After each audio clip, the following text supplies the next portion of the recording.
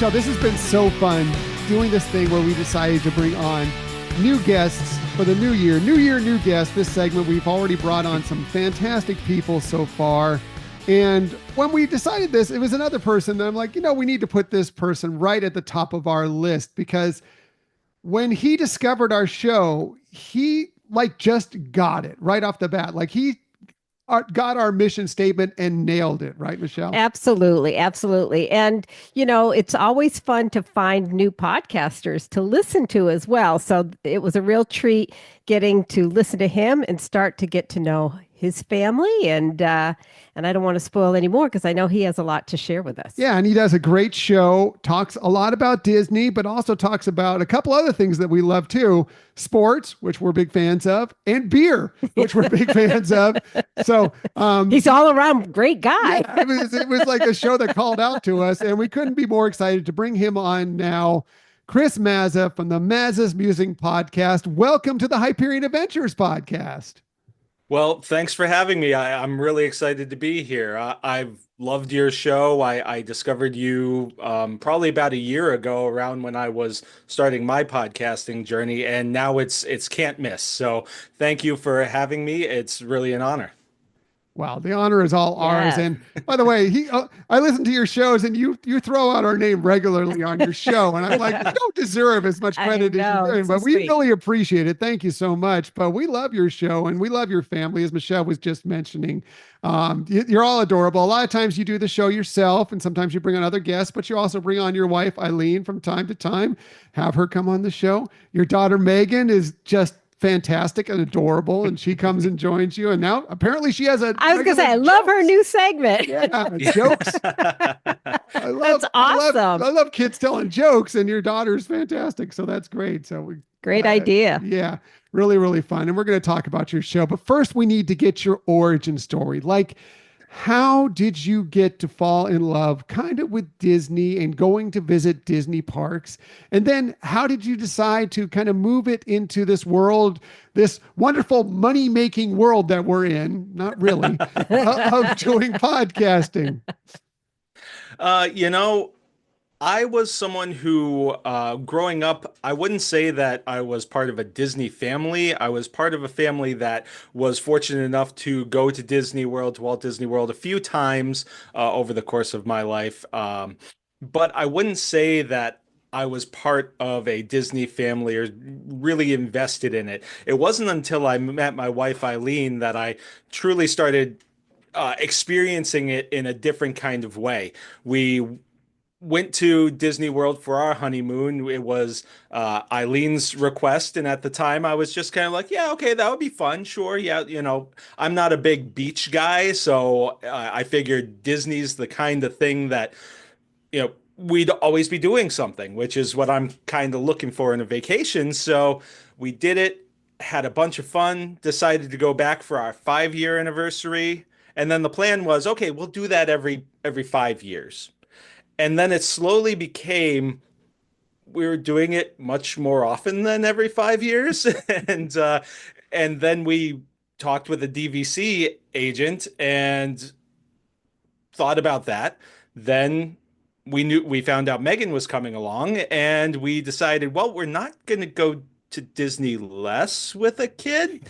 So it's developed over time, this love, as I've started to delve more into the history of Disney and learning a lot more about Walt Disney's vision and the work of the Imagineers and all of this that goes into making the Disney parks and the Disney experience what it is. And really, once I opened myself up to the magic, it really kind of opened up this whole new world for me that now I just love, and I can't imagine it not being a part of my life. It's part of our family traditions now. In terms of how it morphed into the podcast actually started as a work-related project. I work for a company that makes community newspapers, and we were developing a podcast. I had never even listened to a podcast before. I was barely aware of what a podcast was. So I decided to start listening to some podcasts and started my own to kind of practice, to get some experience in this thing that we're going to be doing in a month or two. So uh, I started listening to podcasts that were of things that were of interest to me. So, and Disney obviously being a big part of that, I stumbled upon you guys. And so I decided I originally was doing kind of like a mix of news and some fun stuff. And I decided that there's no reason why I can't practice this for my profession while having fun with it too. So I've really kind of leaned into the fun topics, things that are fun and interesting. And of course, for me, Disney's a huge part of that. And so it's a big part of the podcast. We talk about a whole bunch of different things, but it always seems to come down to Disney. I've actually made a Disney segment of the podcast. So even when there are non-Disney topics, I have to slide a little Disney in there. But yeah, so I think that that's the biggest thing is I just want people to have some fun, maybe learn something interesting, and then maybe tell a friend and say, "Hey, I found this interesting thing." I did have a guest who was an author actually ask me. He said, you talk about Disney, you talk about sports. Why do you want to talk to me?" And I said, "You have an interesting story, and that's what I'm interested in. I want to hear people's interesting stories." I mean, he was a retired veterinarian who started writing children's books. How do you get from there to there? So um, it's really been a fun journey. Disney is obviously a big part of it and will continue to be a big part of it as long as Disney's a big part of my life. So which I foresee for several years coming up, especially with a young child in the household. Absolutely. And you're a DVC member, so you pretty much signed it away that you're going to be a Disney fan for a while. Part of the club. Yeah. What's your home resort? Just curious. Copper Creek at Wilderness Lodge. One of ours. Yeah. We're Copper Creek is one of ours as well. Love Copper Creek. It's a beautiful space.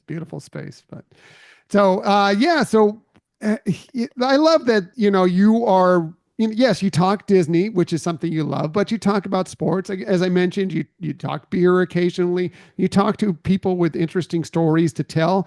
One of the things I love about podcasting is, look, we said it tongue in cheek a little bit ago about all the money that rolls in when you're doing podcasting. It's just not really there. So you kind of got to do stuff you love, and you've embraced things you love. And I love the sports aspect of it. As somebody who worked at a sports radio station for years, I melded right with you and your feeling. I see the Notre Dame hat next to you. You got to be thrilled. Probably we'll know, I think, by the time this show airs, whether or not there's a national championship there. Fingers crossed for you, buddy. Fingers crossed. I hope it's been a great experience for you so far. Yeah, it really has. It's been rewarding. I've met some really great people like you guys. I mean, I think that that's one of the things that I've been really excited about, and what's pushed me forward with this is there's such a great community. There are so many people who are interconnected, so many great people not only to listen to, but who have decided to do collaborations, or even there have been times where I've said, "Hey, I'm thinking about doing this. I'm looking at this. What do you think? What works, what doesn't work?" And it's been great to have all that support.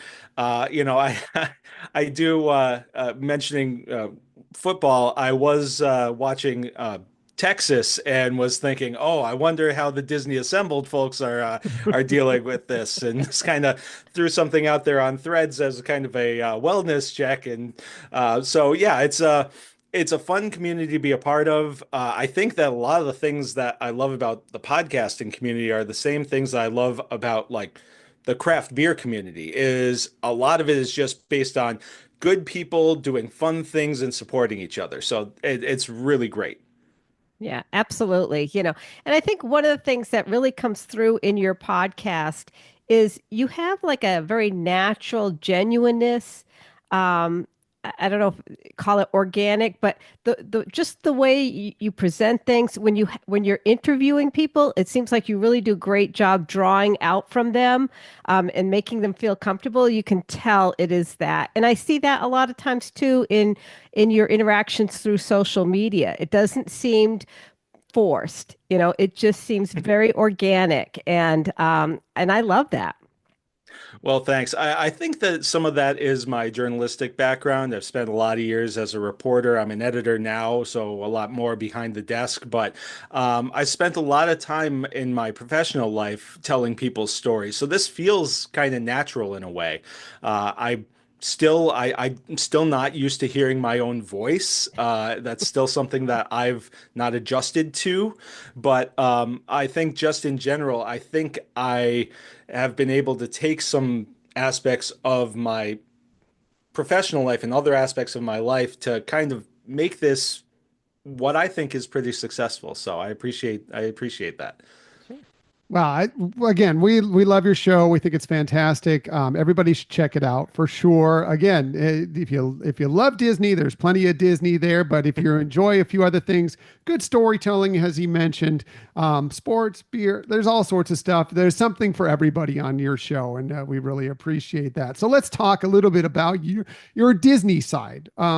Let's get a little bit more of a glimpse into who is Chris Maza and what does he love Disney wise. Let's start at Walt Disney World. What is your favorite Walt Disney World attraction? My favorite Walt Disney World attraction, man, that is such a tough question. I At this moment, At on this day. moment, and it's too bad because it's closed now, but it would be Big Thunder Mountain, which, it's funny. When I was a kid, my parents used to have to drag me onto roller coasters and things like that. And even when Eileen and I got married, Eileen, I won't say she lied to me. She omitted some facts about Expedition Everest, namely that it goes backwards. uh, we came to the stop and she looked at me and said, "Did I mention this goes backwards?" And so it's been an evolution for me in terms of that kind of stuff. But I mean, a lot of the classics are the things that I love. I'm also a huge Star Wars fan, so of course, Rise of the Resistance is just hitting all the right notes for me. Um, but yeah, I think each park I could probably pick one thing. I love Spaceship Earth as much as it hasn't changed in forever, and I think that's one of the things I like about it. It's just so hard to pick one thing. Mm-hmm. Yes. Yeah, totally. Picking your favorite child, right? Yeah. Right. Something you can't do. Something you can't do. Yeah, I'm interested in, you chose Copper Creek as your home resort. Is it, what drove that decision was it the allure of, the outdoorsy, or just what kind of drew you to that as your home resort? Yeah, so I love that lobby. I mean, as far as I'm concerned, I wouldn't even need a room. You can just I'll just hobo sleep on one of the couches there. Right. I love the lobby. We actually, it has some sentimental value to us too now because, and this isn't why we chose it, but one of the first times we stayed there was the December of 2020. So COVID was the thing. We had a April trip that got delayed. Eileen's a teacher, so everything was a mess. And so we moved our trip to December there. And one of the things that she and I talk about is when we walked into the lobby and the giant tree was there, and it just felt like everything was going to be okay, you know? Um, and so that adds to everything with it. I think I love the proximity to Magic Kingdom. We love taking the boat. Megan especially loves the boat. And one of the things we love is right now, Megan goes to bed before we do. So we'll usually try to get a room that's on the first floor so that we can kind of sneak off to Geyser Point One of us will sneak off and grab a couple of drinks, and we'll sit out on the little patio area there while Megan's sleeping, and we'll unwind at the end of the night. And there's just a calm to that resort that I think is really, really nice. And at the end of the day, it's great to kind of just sit there. Maybe we'll watch um, the water pageant, and it's a great way to unwind. 100%. Yeah. Nice. I think you just gave it away, but I'm going to ask you anyway. You are, as we mentioned, you are a beer lover. You post about beer a lot. Some of your episodes have to do with the craft beer community. I'm guessing Geyser Point is probably your favorite spot to grab a beer in Walt Disney World, but is it, or is there a second spot where, like, if I'm going to go grab a beer, this is the spot at Walt Disney World, I'm going to do it? So one place that I love to grab a beer at Walt Disney World is actually Canada, the Canada Pavilion. They have a beer that's called La Fin du Monde, which translated means the end of the world. But it's a Belgian style beer that I've really enjoyed. Eileen and I actually, for our wedding, instead of doing normal like cards to tell people what table they were at, we assigned everybody a different beer label. So La Fin du Monde was one of the beers that was on one of the tables. So that was one of the things I said, oh, they have it here. And so that's, again, a sentimentality kind of thing. But that's a place I'll always stop. You can't beat the German pavilion either. Yeah. So, I mean, if I'm taking some time to relax afterwards, Geyser Point is terrific. If I'm in the parks, I think that Epcot's where I'm going to be if I'm really looking for a good place to get a beer. Makes sense. Yeah, absolutely. Yeah. Um, Sorry, just slipped my mind here what I was going to ask. Are you going to be at the parks in time for the Festival of the Arts? Now we're going to be there. Basically, the Princess Weekend ends our week, so that's I can't remember the exact dates, but it's basically the President's Day week is a school vacation week in Massachusetts and Connecticut and I think New York. So it's usually a very busy time, not only in the parks but at our airports. But Yeah. yeah, so we're going to be leaving around the same time that all of the runners are coming in for Princess Weekend.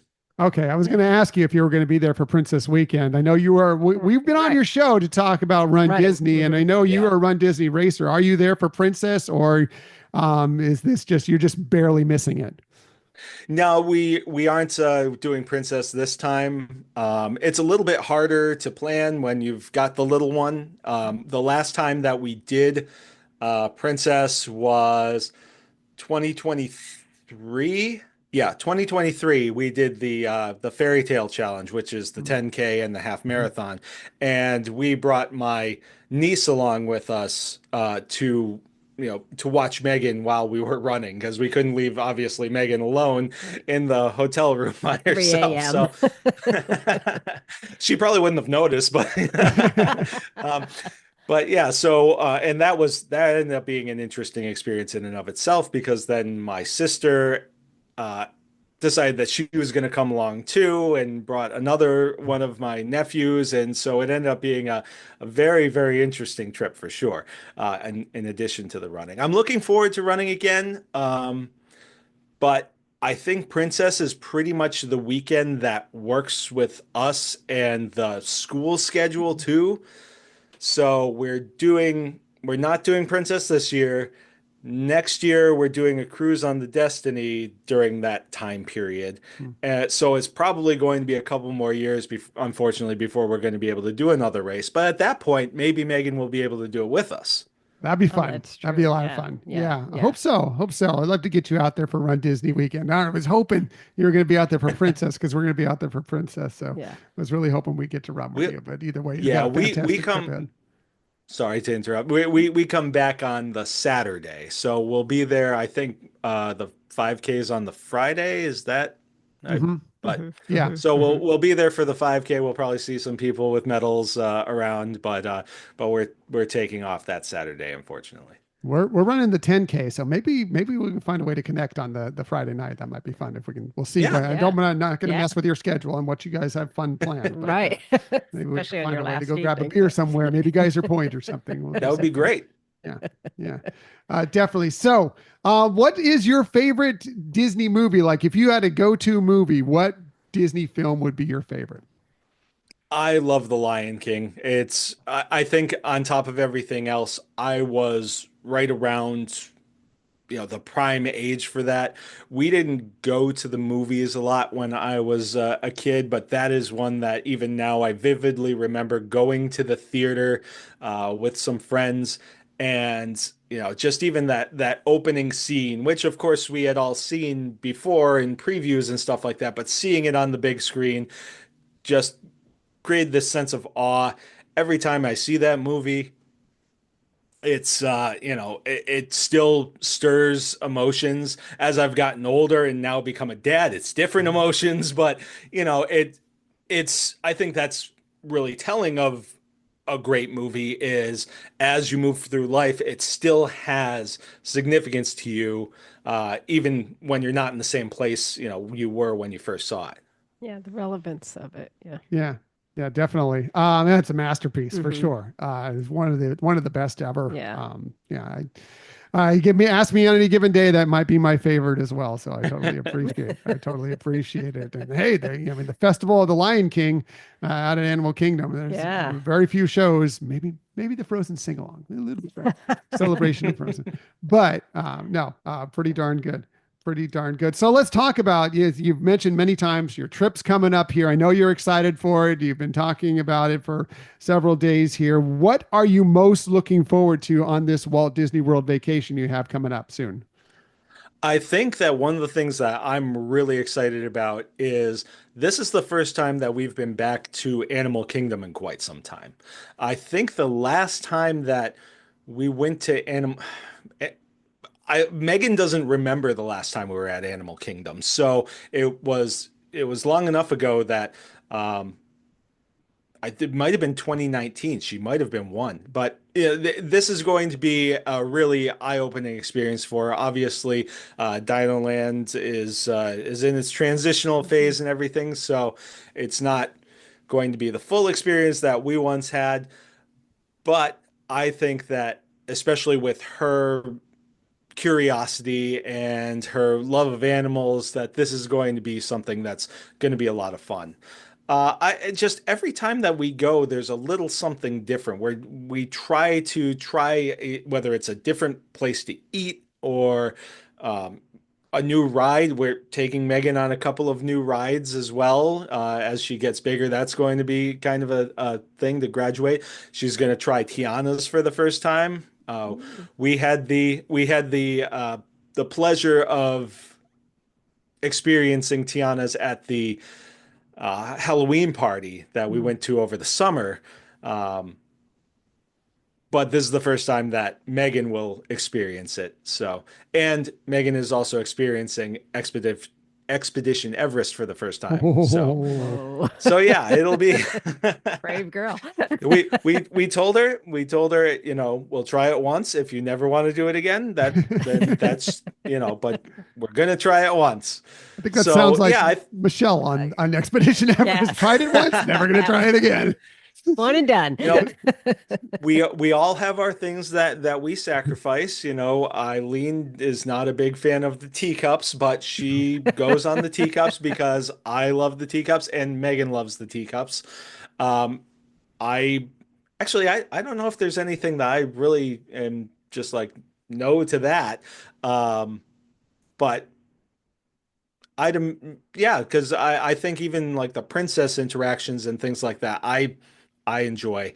There are some really great experiences to have. So I don't think that there's anything that they're like, well, we did that, so you have to do this very often. But yeah, everything's a little bit of a trade-off, but every new experience for Megan is good. So, and that's really where we are now, is every time we go, there's a new experience and we're able to see things a little bit through Megan's eyes, especially with a lot of the changes. The park's changed so much since I was a kid. Eileen never saw the park as a kid. The first time she went to Walt Disney World was she was 20. So we're all coming at it from different perspectives. So it's interesting to kind of see when we're experiencing new things how we all look at it. Well, as you're talking about Megan and trying to get her to experience new things, is she actively involved in the prep, or are there a lot more, hey, we're going to surprise you with this? Um, we show her a lot of things. I think that there's a lot of the planning at this point is still us, but we show her a lot of things and kind of present it as these are things that we can do at Walt Disney World. And sometimes she says, I want to do that. And so then it becomes more of a priority to do that. And at this point, she has her favorites. And so there are things that's just like, okay, well, these are must do's. And that's one of the really important things that I think when I tell anybody, especially those who are visiting Walt Disney World for the first time, or it's a trip that they haven't been in a while, it's just like you've got to figure out what you really want because there's so much to do. You're not going to do it all. So prioritizing what you'd like to do, and Megan is much more a part of the prioritization now for sure.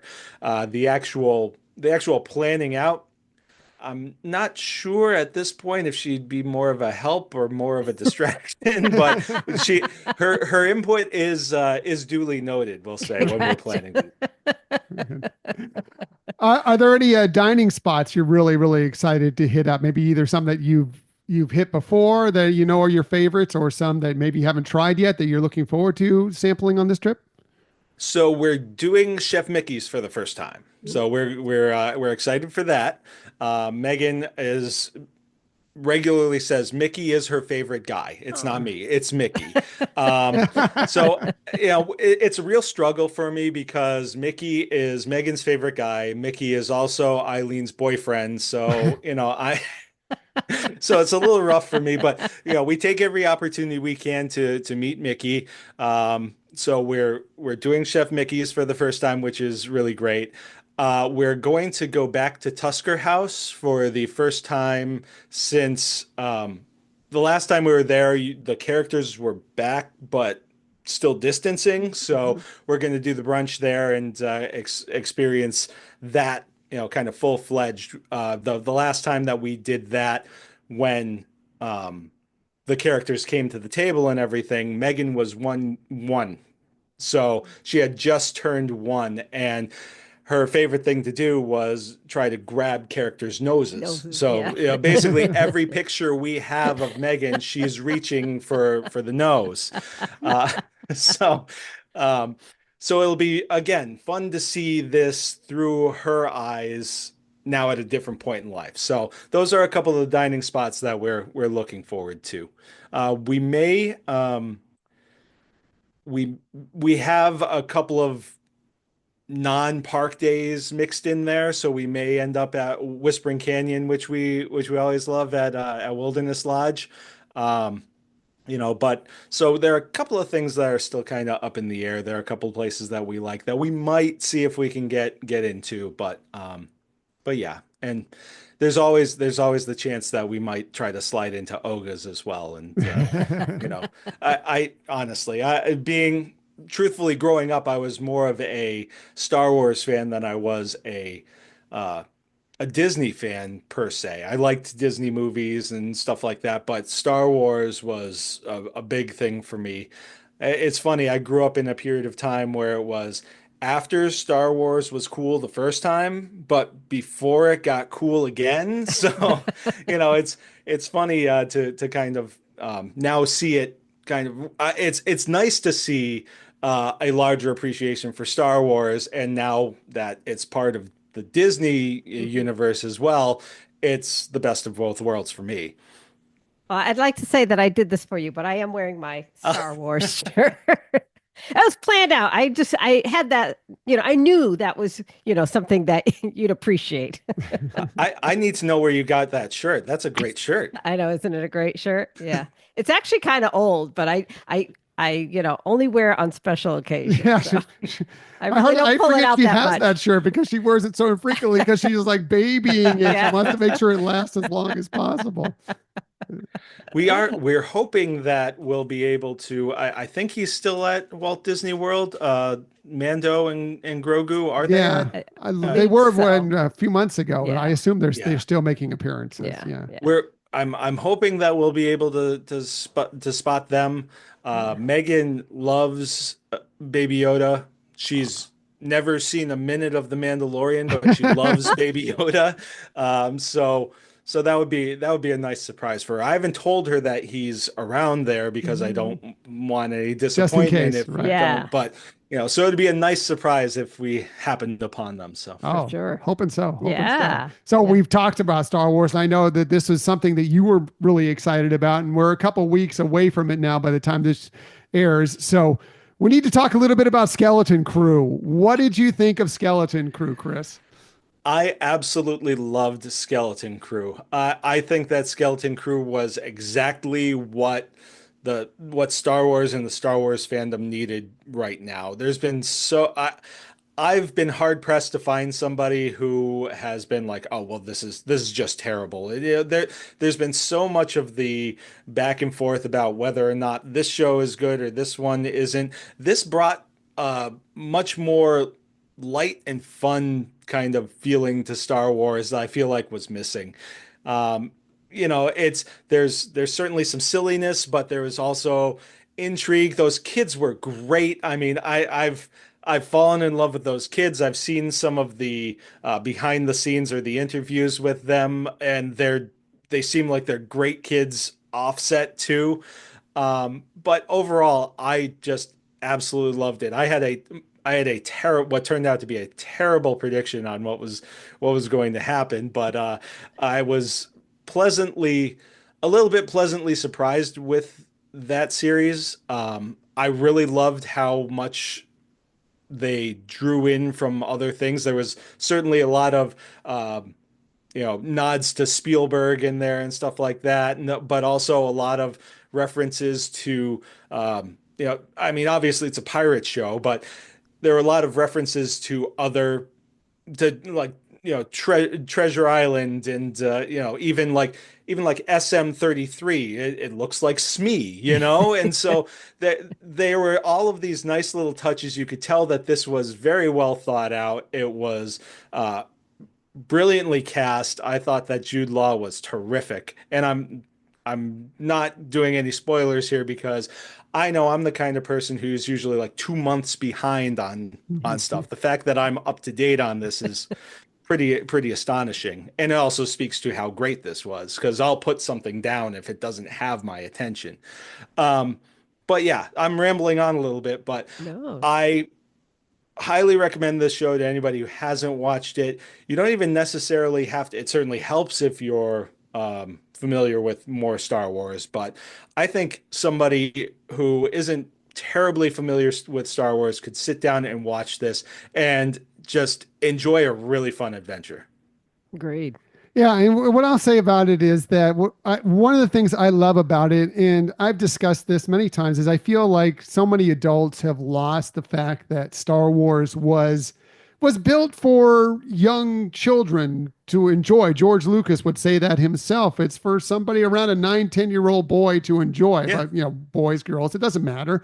But everybody can, and can enjoy it and bring it back to it. Star Wars always brings me back to my youth when I watch, and it doesn't matter when. It's now, it's whenever it was.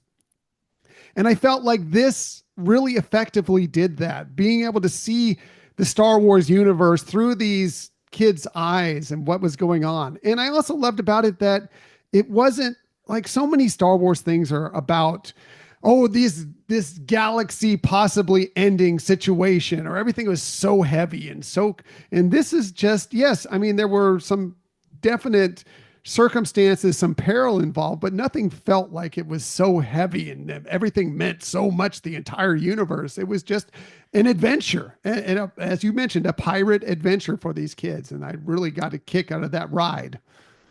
Yeah, and that's a great point is, this is one of the few times outside of like some glimpses here and there where we're seeing the galaxy through the lens of children, and it's very, as you're saying, the larger galactic, Conflict. everything else going on in the is on top of everything. Kids aren't aware of that in their day-to-day lives. That their focus is much more narrow, and so I think you're absolutely right that it's brilliant in that they kept that focus narrow, for the story, because really that's how kids interact with the world, or in this case with the galaxy, is on a much different level than you and I do with everything going on in the world or in the galaxy. Right. And I think Star Wars has always done a great job of demonstrating found family. And it's interesting, even though the kids are their own found family, right? But to actually kind of see on the screen actual family within Star Wars a little bit more prominent. So Yeah, absolutely. And I have to give you credit too, because I didn't put two and two together with the SM-33 until I heard you mention it.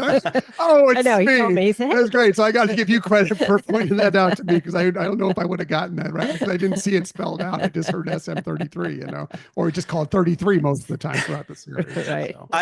I loved a lot of those little touches. I mean, Jude Law's helmet in the thing, it looked like a tricorn hat, and the whole thing with the, you'll go out the airlock. Is that not like the space equivalent of walking the plank, And so there are all these little touches where they kind of made it relatable to other stories, that we've seen in this genre. So it was really great. And I know that some people might be, well, that's not being very original, but it's just like, man, does everything have to be original? If something works, don't break it. If it ain't broke, don't fix it. Yeah, it touches on the pirate's code and everything that's in it as well. Yeah. I love it. I thought it was fantastic, and they've touched on the pirates a little bit within like the Clone Wars and Rebels, because you get Hondo and everything involved with that and his crew, but to fully get a little bit deeper into that world, I think is a fun part of the Star Wars universe that's not touched on enough. So again, just total fun. Right. And it helps draw younger audiences in. I think some of their other series, although we love them and they've been great, may not have been as attractive to younger audiences. And I think it's great that they're having that bridge to include them in it as well. So Yeah, absolutely. And to your point, Tom, we have seen, pirates a little bit. That was honestly something that I was hoping to see a little bit more with, like, the Book of Boba Fett. Like, I thought that was something I almost expected that to be a little bit more. Oh, we're going to see a little bit more of the, the shade, the seedy underbelly of the galaxy, and kind of have these fun adventures kind of thing. So we didn't get it with Book of Boba Fett so much, but we certainly got it with Skeleton Crew. Yeah, really cool, and hoping for another season. We'll see. Looks good, but we'll see. We'll see. Hoping for the best, because I think there's more story to be told there, for sure. For sure. So really, really cool. All right. So we've mentioned it already. You're a huge sports fan. I mentioned the Notre Dame hat there. As this episode airs, we are now going to be right before the Super Bowl, about a week before the Super Bowl when this episode airs. So we thought we'd have a little football fun with Chris. Michelle. Well, before we get into that, I do have one more question for Chris about your podcast. What are some of the things that people can look forward to in your upcoming episodes, or that you have planned to, feature in 2025? So I have actually some pretty diverse things coming up. I do have a Disney Dudes podcast coming up, where it's going to be kind of a round table with guys who love Disney, and kind of just talking about our Disney stories, what drew us in, what continues to draw us back. And so that's one that I've been wanting to do for a while and decided to pull the trigger on. So I'm working on it. It's always tough when you're trying to get multiple different people all together, as you guys know from being on the Run Disney podcast that we did, which was that similar kind of round table kind of style. I also have a podcast coming up with a friend of mine who spent basically the better part of a year following Metallica around the United States and Europe. So we're going to be talking about not only, the tour itself, but also the experience of moving around the country and moving around Europe, and what went into this whole kind of, I mean, I'd imagine it's a project to plan out that kind of thing. So that's something that I've got going on. Cool. I'm working on getting another author on this. He actually has a sports book. I'm not going to say too much about that because we're still trying to hammer out the details. But yeah, so I'm trying to work on some different kind of things. We're obviously going to have a recap of our trip when we get back at the end of February. So trying to keep it a little diverse, but I think that I've got some really interesting topics coming up for at least the next few weeks. Excellent. Cool. Sounds like Thanks. it. I like all those. Yeah. I actually saw Metallica back in, gosh, I'm dating myself significantly here. I think it was back in '86, I want to say. They were opening up for Ozzy Osbourne. I mean, they were just starting to really hit it big, so much so that they were the opening band, now one of the greatest rock bands of all time, one of the greatest hard rocking bands of all time. But interesting. I'm intrigued by that interview. I love the eclecticness of this, what's coming up. So much good stuff. And the Disney dudes as well. Very cool.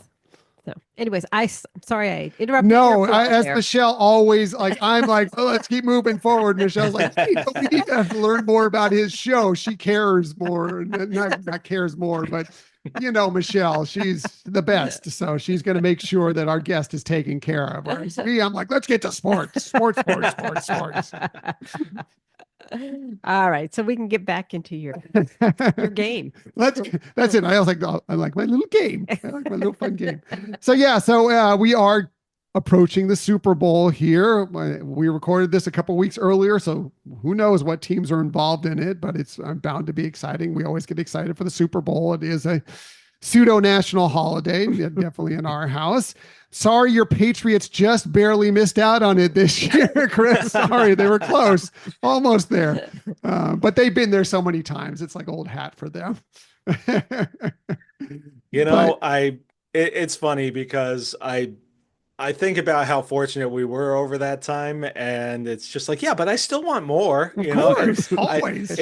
It's funny. I went from being a Red Sox fan who was just like, this is never going to happen for us after 2003. And then after 2004, it's just seems like title after title after title. And now it's a dry spell. And I'm just like, well, wait, this isn't the way this is supposed to go. Yeah, there was all those years when it was I'm not going to say the laughing stock, but there was the curse. The Patriots were always struggling. The Bruins weren't doing great. All this, and then suddenly there was this period of like 2 decades where they were just winning everything, and then you forget that it's not always that way. But it's always great to. We're from San Diego. We never had that period. We never even had a multiple years where we could say that. So appreciate it and wish we could have had that at some point, and maybe someday with the Padres. We'll see. But well, at least San Diego can say that they had the best pure hitter since Ted Williams. In Tony Gwynn. So my father raised me right. I certainly, the two people that I've appreciated the most are, as a hitter, Tony Gwynn, and outside of Pedro Martinez, who's the best I've ever seen, Greg Maddux. So it's one of those. Neither of those guys were the most powerful or the most physically gifted, so to speak, but man, could they play baseball. You know how to kiss up to your host here, Tony Gwynn, because that's my guy. Yeah, that's my guy. Best. So very cool. So so we thought we'd do a little, like Chris loves his sports.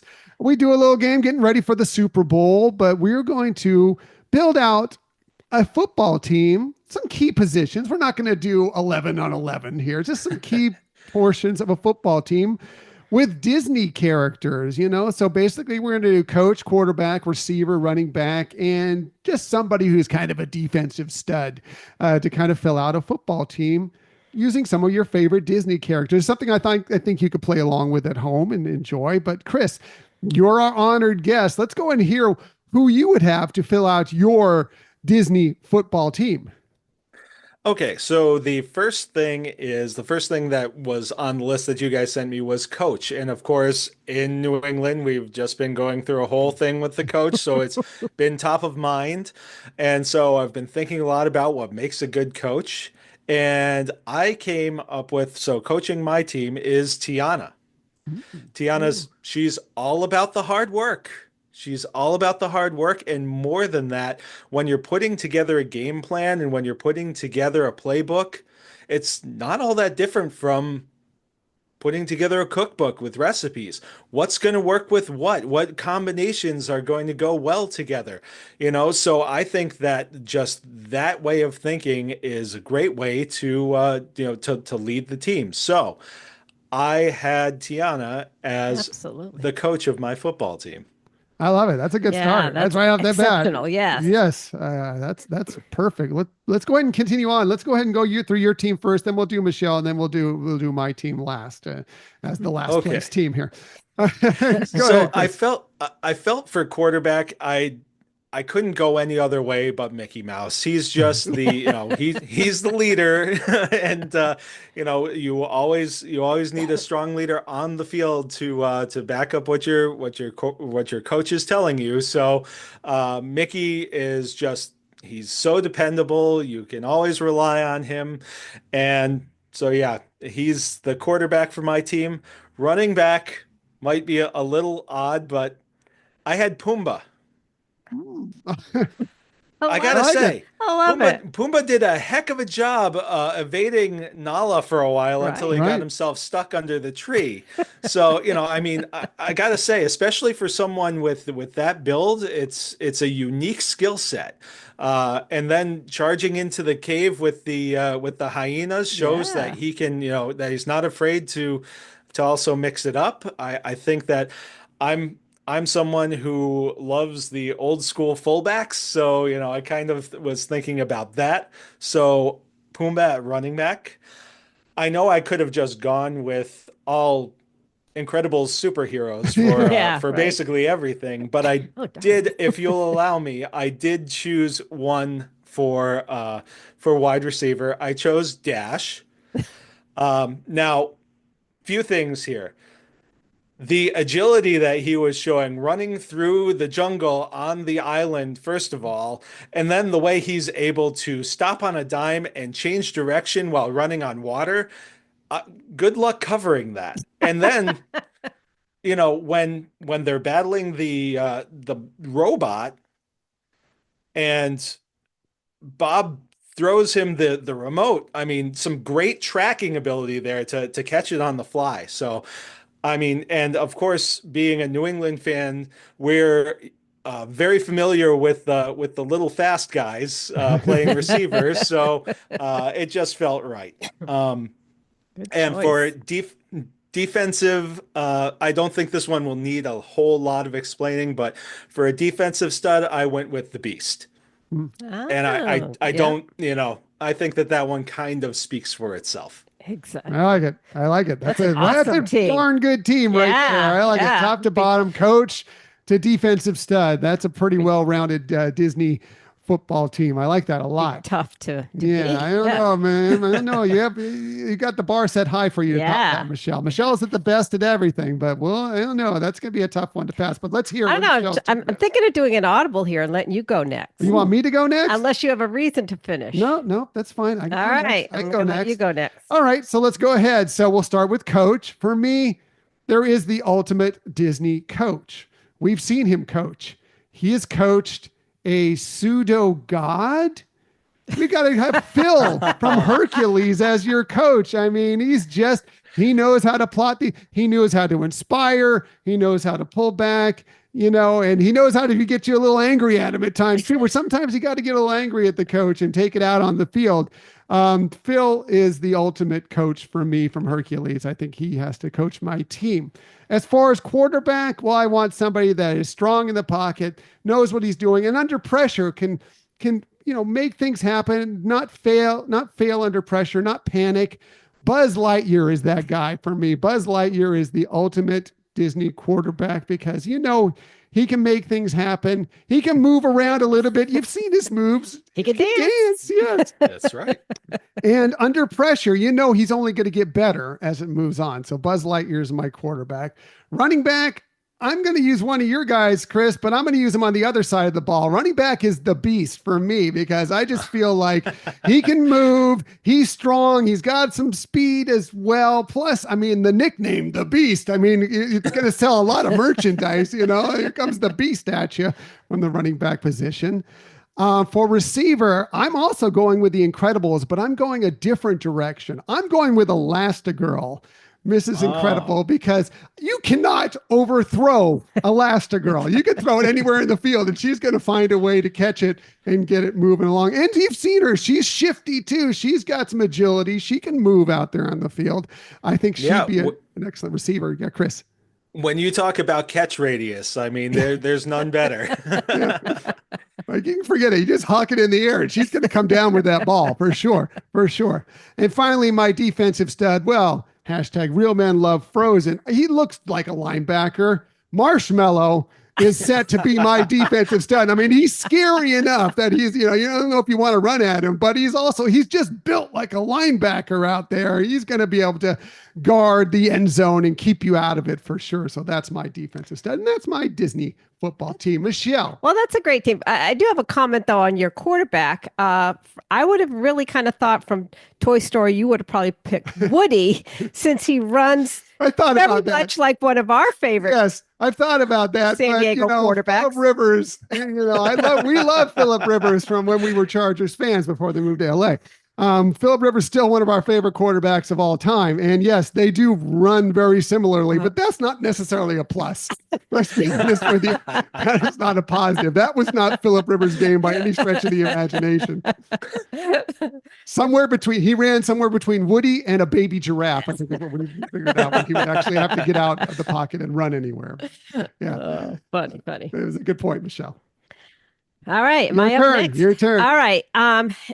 As people know who've listened to us, I tend to do themes like either all Disney animated or, different types of themes. And today I did the same thing. I decided to go with a theme of Star Wars. Oh. Now, I thought I shouldn't say I thought. What my heart really wanted to do was an all droid Star Wars droid team. But I restrained myself and ended up going with non-droids for my team. So to start, I'm going to start with Coach, right? And I would pick Grand Admiral Thrawn. Not that I like the guy. I do not. He picked the wrong side. But I have to recognize he has mad skills of being very tactical. He goes into great lengths to identify the key aspects of his enemy. So no doubt he would study his opponent and have a lot of details to work with to develop very effective strategies to win. That's a really good point. He's the master strategist for sure. Kind of feels like the Bill Belichick of the Empire. Right, exactly. Very much so. Cheat? We don't cheat. Okay. For quarterback, I would have one of my favorite characters, the Marshal from The Mandalorian. Marshal. He has the brains to be able to carry out a plan and to communicate with the team, right? Like we saw him convince his whole community to come together to work with the Tusken Raiders to defeat the Krayt Dragon. So he can bring the team together and follow directions. So I think he would make an outstanding quarterback. Wow. That's an interesting choice. I love it. I love it so much. Okay, running back, right? Cassian Andor. Well, I really think he does have a lot of great qualities for an exceptional running back, like elusiveness, right? We know how he can get himself out of tight situations, and he can think quick on his feet and react to unexpected turns. We saw that in Rogue One. He knows how to take care of a situation. Even if things come up, he can make that instant change. And burst or acceleration, he knows how to get there when he has to, whether physically or mentally, he can do that. I like the aspect of the spy aspect of him, and the fact that maybe he could be out there in the backfield, maybe protecting the quarterback, and then he could slip off unnoticed for a dump off pass and take it 80 yards, because I could see Cassian Andor doing that for sure. You'd lose track of him on the field. Exactly. He's so sneaky. All right. Wide receiver, I would have Finn in that position. I think he also is quick on his feet. I don't think he's afraid to jump into dangerous situations. We saw that when Rey was captured. He was all in to try to rescue her. He's tough. And I think he actually, talk about jump, I think he could leap into to catch high throws. I just think he's all around ready for that position. And he can have that signal when he's open. You can tell the quarterback I'm open by going.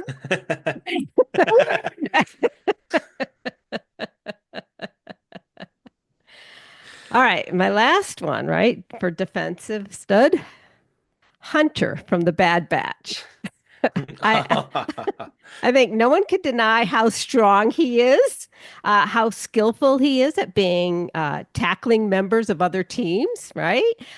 He's also smart and has a keen sense of knowing how to defeat the target. So he's a good tracker. He'll track down where the play is going and be there right ahead of time to snuff it out before it even begins. So anyways, that would be my Star Wars football team. Michelle's list, always the best list. Truly. And I would love to still hear that all droids team list. I know, right? I'd be very interested to see where Chopper ended up on that list. I know. He almost made it onto this list, but again, I said no droids. Yeah, but we'll have to do a droid episode. Okay. Well, you heard it here first. We're coming up. Sometime we'll be revisiting this. Maybe next year's Super Bowl, the all droid team from Michelle. That's exciting stuff. So, oh gosh. Very cool. Very cool. I love all those lists. All those teams are fascinating, fun. I hope everybody played along at home wondering what their Disney football team or Star Wars football team might be, but really incredible. So Chris, thank you so much for joining us on this. It's been really fun. Really enjoyed talking Disney, talking sports, talking beers, just talking all sorts of fun stuff with you. Before we let you go, where can everybody find your show, and where can they follow you maybe on social media as well? Sure. You can find the show basically on all of the podcatchers. The best way to find me is on my website, which is mazasmusings.wordpress.com. And I'm on all the various social media, whether it's Facebook, TikTok, while it still exists, Instagram and Threads, Twitter. While it's still, I was waiting for it. You still want to be there? Oh, X. I only try to correct my husband. That's right. Again, guests get much better treatment than myself. That's for sure, and deservedly so. And also on Blue Sky. So most of the social media, basically anything outside of Mastodon, I'm on. So yeah, and I love hearing from people like Michelle had said. I do try to make sure that it's a place where there's back and forth and everything like that, and it stays casual. So anybody wants to reach out, I would love to hear from you. Wow. He has a great show, the Mazas Musings Podcast. He's also a fun follow on social media. So please check them all out across the board because it's phenomenal. We're so glad that we've gotten to know you over about this past year a little more. Looking forward to even more of that in the future. Hopefully we'll get to connect when you're out at Walt Disney World in less than a month now. That's exciting as we're recording this. Really, really cool. Michelle, anything before we get out of here? Yeah, I just want to, reiterate, that what you said, catching Chris and his family on his podcast. We hope maybe we'll get you back on and have some more of your family join you on the podcast here. But yes, be sure to take a listen to his podcast. It's really great. And we are very honored that you joined us. Like Tom said, you were on the top of our list of people to bring on for 2025, and we appreciate the time that you took today. Well, I appreciate you guys having me on. Like I said, you guys are must listen for me. And truthfully, I've taken a lot of lessons from listening to you guys and I've listened back to episodes from, when you guys first started and everything like that. I mean, see how to make mistakes.